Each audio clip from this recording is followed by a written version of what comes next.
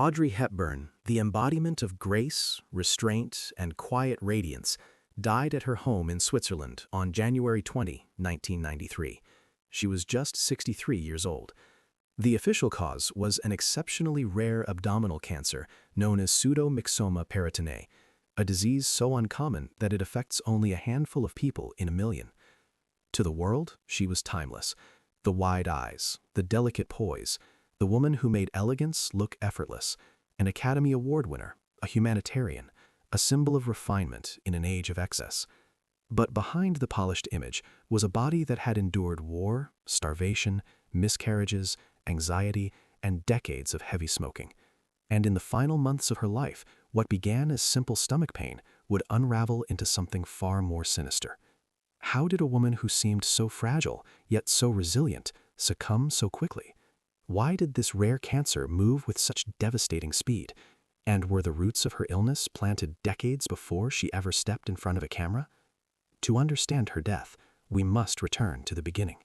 September 1992, Somalia.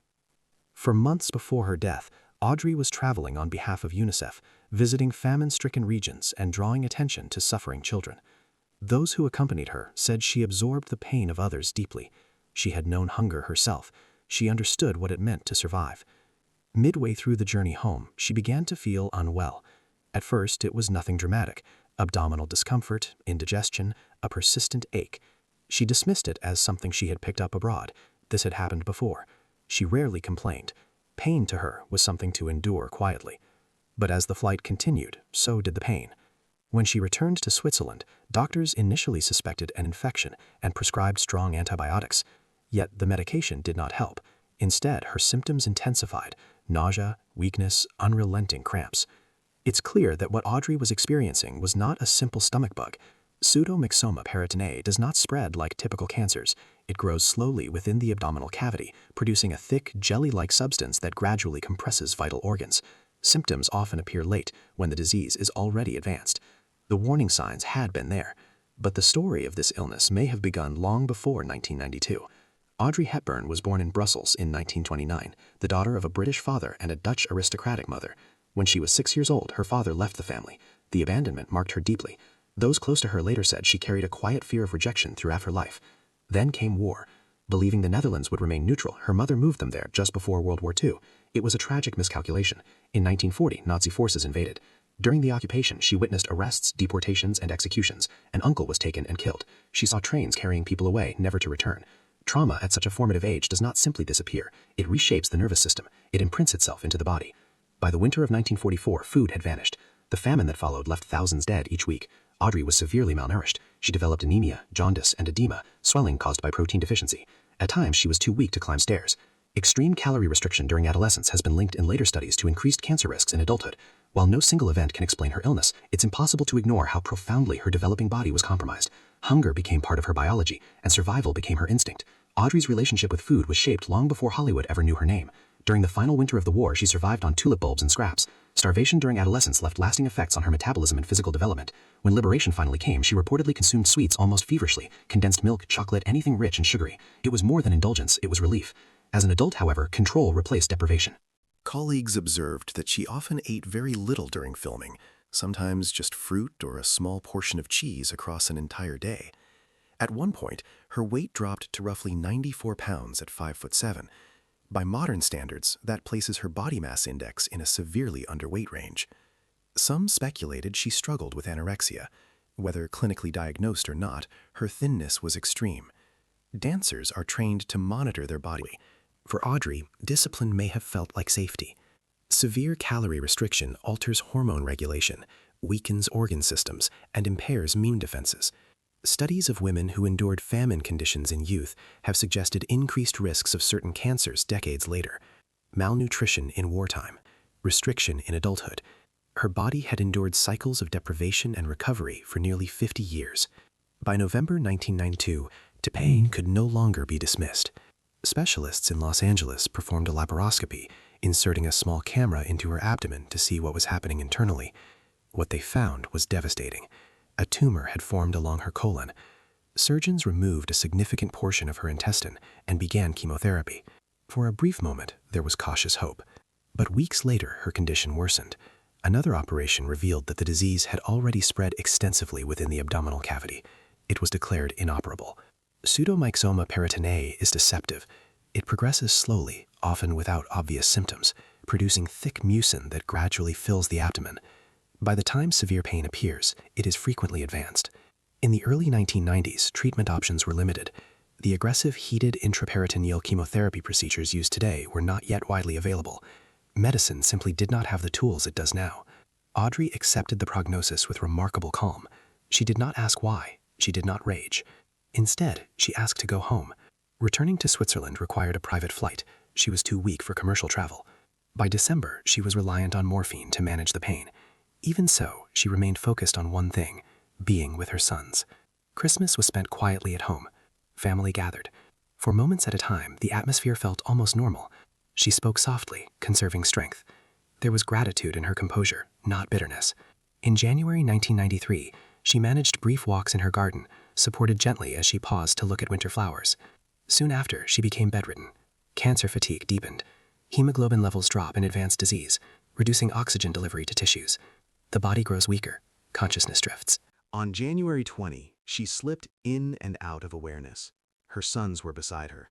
The room was quiet. She died at home, as she wished. Pseudomyxoma peritoneae is extraordinarily rare. In many cases, it begins in the appendix or ovaries and can remain undetected for years. Whether her illness originated in one of those sites may never be known with certainty. What is clear is that her life was marked by endurance, of war, hunger, anxiety, loss, long before disease appeared. Grace defined her image. Resilience defined her reality. Audrey Hepburn's life cannot be reduced to the illness that ended it. She remains one of the few performers to have won an Academy Award, an Emmy, a Grammy, and a Tony, a rare distinction that reflects not only talent, but range.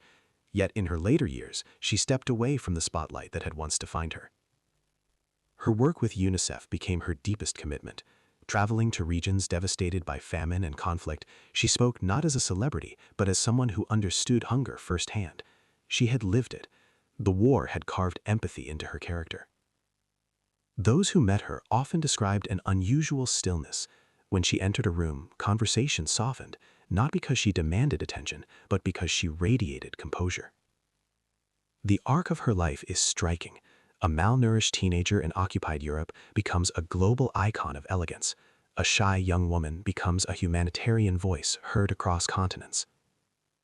Her cancer may have been rare, its exact origins uncertain.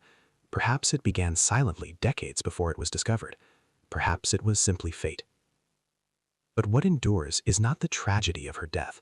It is the dignity with which she lived, and the quiet strength she carried until the very end. In medicine, there are cases that defy neat explanations. Audrey Hepburn's is one of them. Yes, there were risk factors: decades of heavy smoking, childhood malnutrition, repeated reproductive trauma, chronic anxiety. Each alone insufficient, together a complex web of strain placed upon a single body over time. Pseudomyxoma peritoneae often grows silently for years.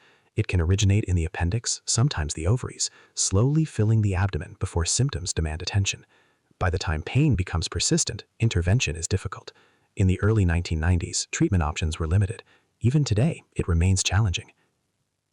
But to focus only on pathology is to miss something essential. Audrey carried herself with restraint because she had learned early that survival requires composure. She valued privacy because she understood vulnerability. She gave herself to humanitarian work because she remembered what hunger felt like. Her fragility was visible, her endurance was not. In the end, the mystery of exactly when her illness began may never be solved, yet her life offers something clearer than medical certainty. Grace is not the absence of suffering, it is the ability to move through it without losing compassion, and that is how she is remembered.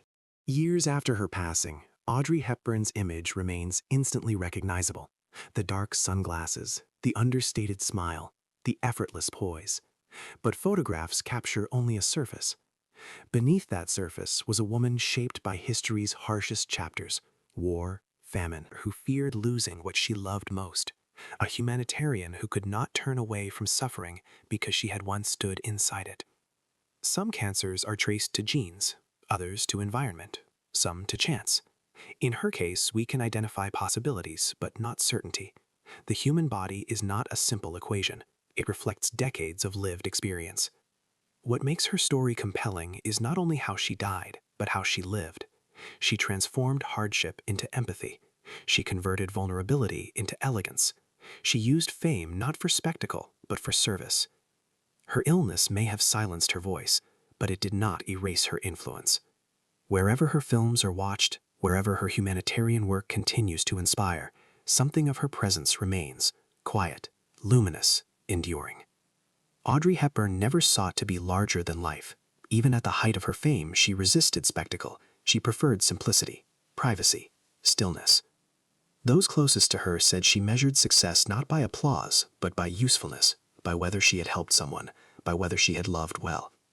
Her body carried the imprint of a century's cruelty, war, hunger, fear, and loss, yet her presence softened rooms rather than dominating them.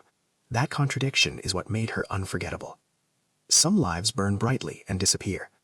Others linger, not because they were loud, but because they were sincere. Audrey Hepburn belonged to the second kind. Time has a way of reshaping memory. Details fade, medical explanations grow more precise, new treatments emerge. Yet certain figures remain untouched by time's erosion. Audrey Hepburn is one of them. Her story does not end in a hospital room or with a diagnosis written in clinical language. It continues in classrooms where her humanitarian speeches are studied, in fashion houses still inspired by her minimalism, in films that feel as luminous today as they did decades ago. There is something profoundly human in the arc of her life.